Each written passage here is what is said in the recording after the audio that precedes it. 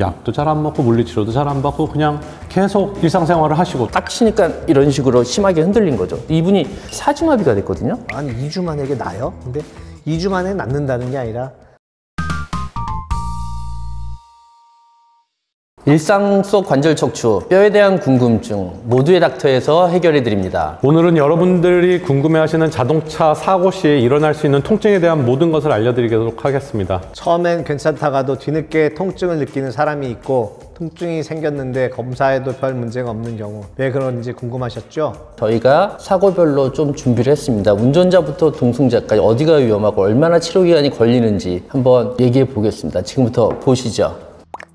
교통사고 하면은 사실 이게 추돌이 여러 개가 있잖아요. 정면으로 추돌하는 것도 있고 측면 추돌도 있고 후방 추돌도 있고 심한 경우에는 완전히 이렇게 전복되는 경우도 있을 거잖아요. 그거에 따라서 다치는 게 이제 조금씩 다르겠죠. 만약에 정면 추돌했다 그러면 아래쪽을 아무래도 좀 많이 다칠 것 같은데 어떤 게 다칠 수 있을 것 같아요? 정면 충돌 같은 경우에는 대시보드 인절이라고 그러는데 무릎이 이 앞에 있는 대시보드라고 그러죠. 이런 데 이제 부닥치게 되면서 이제 무릎에 있는 뼈 자체, 다리 쪽에 이제 충격이 가해지면서 어긋나지 않게끔 잡아주는 인대들이 다칠 수도 있고 전방 십자인대나 후방 십자인대 쪽에 이제 문제가 좀 생길 수가 있죠. 그죠. 그 전방 추돌 일단 아마 그럴 수 있을 것 같고 제가 볼 때는 또 운전자하고 동승자하고 좀 다를 것 같아요. 뒤에서 받치는 거야 뭐 모르겠지만 이렇게 정면 추돌을 하다 보면 나도 모르게 운전 이렇게 딱 틀 거잖아요. 틀다가 보면은 동승자한테는 측면에서 이렇게 추돌이 될 수도 있겠죠, 그게? 그렇죠. 이제 보통은 이제 이렇게 트니까 동승자가 측면 쪽에서 추돌을 받는데 그럴 수 있을 것 같아요. 그리고 결국에는 전면 추돌을 하면 대시보드나 이런 게 밀려오면서 무릎 쪽이나 아니면은 틀어지면서 동승자가 좀 다칠 수 있는 그런 가능성이 있을 것 같고요. 사실 교통사고 대부분은 이게 후방에서 추돌하는 거잖아요. 이게 정차했을 때 뒤에서 이렇게 꽝 박는 건데 그 중에서 이제 제일 흔한 게 우리가 이제 목 다치는 거잖아요. 어떻게 보세요? 전방에서 다치는 것도 마찬가지고 후방에서 추돌하는 것도 마찬가지인데 저희가 이제 제일 많이 다치는 부분이 이제 목이잖아요. 그래서 위플래시 인저리라고도 하고 우리나라 말로는 편타 손상, 채찍을 딱 치는 것처럼 해갖고 머리를 받치고 있는데 후방 추돌이 오게 되면 이게 앞으로 이렇게 흔들린단 말이에요. 다시 이렇게 뒤로 가고 뒤에서 후면 추돌을 하게 되면 몸이 앞으로 탁 쏠리면서 이 뒤에 있는 근육들이 쭉 늘어난다는 거죠. 그래서 경추에 있을 수 있는 인대라든지 근육이라든지 관절이라든지 그 다음에 디스크라든지 그런 것들이 손상되는 여러 가지 증후군을 합쳐서 우리가 위플래시 인저리라고 한단 말이죠. 그래서 그게 제일 흔히 나타날 수 있는 거라고 생각합니다. 이런 손상이 사실은 별거 아닌 것 같지만 굉장히 심하게 다칠 수도 있는 거잖아요. 그럼요. 제가 얼마 전에 짚라인 사고 뉴스를 한번 봤는데 짚라인을 이렇게 쫙 타고 내려가다가 도착할 때쯤 되면 앞에서 견인장치가 와가지고 이렇게 딱 서서 이걸 끌어간대요. 근데 이 기계 고장의 견인장치가 멈추질 못하고 그 줄을 이게 딱 쳤나 봐요. 딱 치니까 이런 식으로 심하게 흔들린 거죠. 이분이 사지마비가 됐거든요. 그럴 수 있죠. 그게 목인대서 손상이 되게 되면 그 밑으로 말 그대로 사지마비까지 올 수 있는 최악의 상황인 거죠. 측면 추돌 같은 경우에는 이렇게 옆에서 추돌을 하니까 제가 볼 때는 이 한쪽으로 이렇게 다칠 거예요. 그래서 실제로 목부터 이렇게 팔까지 다리까지 아파요. 이런 분들이 있거든요. 이런 분들은 어깨를 되게 오래 아파하기도 하고 정면이나 후방보다는 좀 더 직접적인 손상을 가질 가능성이 있기 때문에 아주 심한 경우 발이 차 사이에 껴가지고 아주 심하게 부러지거나 이런 경우들도 있습니다. 그래서 어쨌든 이렇게 전면, 후면 다 다르잖아요. 그러니까 치료가 결국에는 조금씩 달라질 텐데 보통 교통사고 하면 후유증 뭐 이런 걸 걱정을 하잖아요. 교통사고 보통 얼마나 치료하게 되나요? 큰 사고들은 사실 요새는 굉장히 많이 없어졌어요. 어디를 가든지 시속 50km 카메라들도 많고 옛날에 비해서 교통사고에 의한 어떤 골절이나 인대 손상이나 이런 것들은 생각보다 많이 없는 것 같아요. 그래서 결국은 요새는 자잘한 손상들, 충격에 의한 염자 정도, 아까 말씀하신 그 위플래시 인저리 정도까지도 안 가는 경미한 사고들이 대부분인데 환자마다 다 다른 것 같아요. 어떤 분들은 컨디션이 좋고 근육들도 많고 뭐 사고가 경미했으면은 뭐 한 1, 2주 만에 거뜬히 일상생활로 복귀하실 거고 근육량이 적고 근데 이제 충격이 좀 컸다 그러면은 증상 자체가 그냥 꾸준하게 계속 충격이 몸에 전달이 돼서 몸이 계속 그거에 대해서 반응을 하는 건데 결국은 안전가료를 잘 하고 그래야지 기간을 단축시킬 수 있는 것 같아요.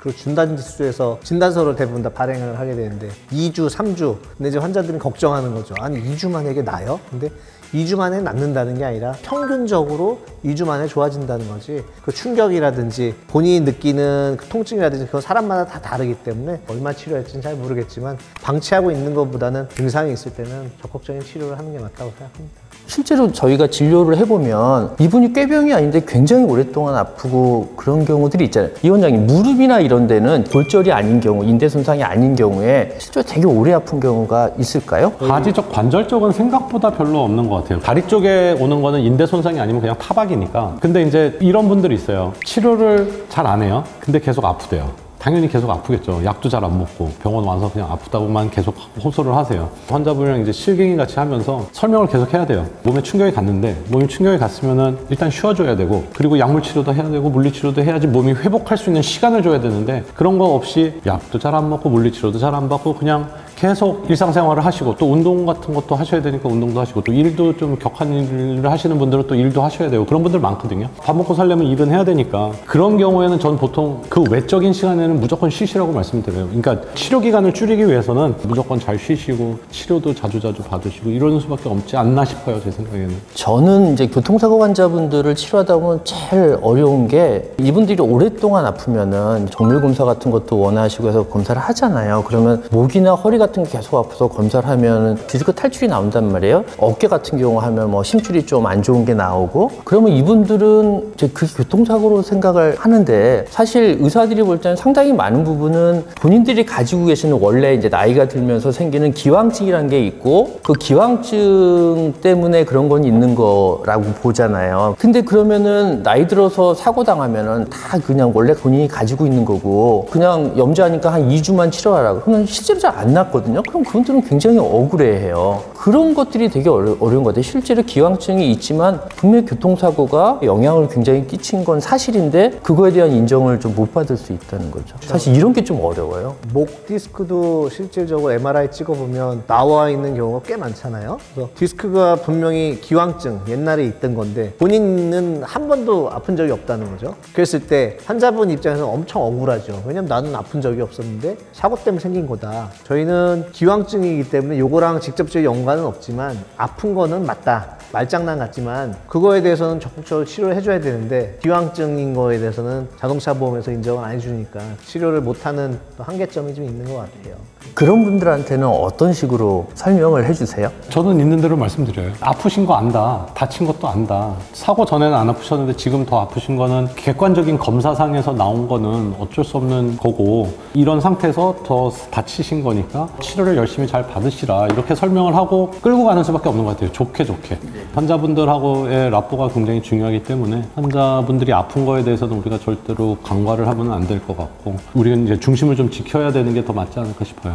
그 아주 독특한 경우, 교통사고를 당하고 나서 그냥 치료를 하는데 그 통증의 정도가 처음엔 가벼웠는데 점점 견딜 수 없는 정도의 통증. 저는 한 번 경험해 본 것 같거든요. 그분이 결국 대학병원에 가서 복합부위 통증 증후군이라는 진단을 받았어요. 그런 분들 같은 경우에는 그냥 가벼운 교통사고로 했는데 어떻게 보면 평생을 그냥 고생을 해야 되는 그런 것도 있을 수 있죠. 그죠? 결국에는 교통사고는 안 당하는 게 최고예요. 2주가 되든 3주가 되든 안 당해야 되고, 안전벨트 같은 거 꼭 매야 되고, 교통의 안전을 충분히 지키고 사고 안 당하는 게 최고입니다. 그죠? 맞습니다. 좋은 차 쓰시고. 네. 오늘은 정형외과 전문의들이 본 교통사고에 대해서 정리를 해드렸습니다. 도움이 됐으면 좋겠습니다. 이 영상이 좋으셨다면 좋아요, 구독 부탁드립니다.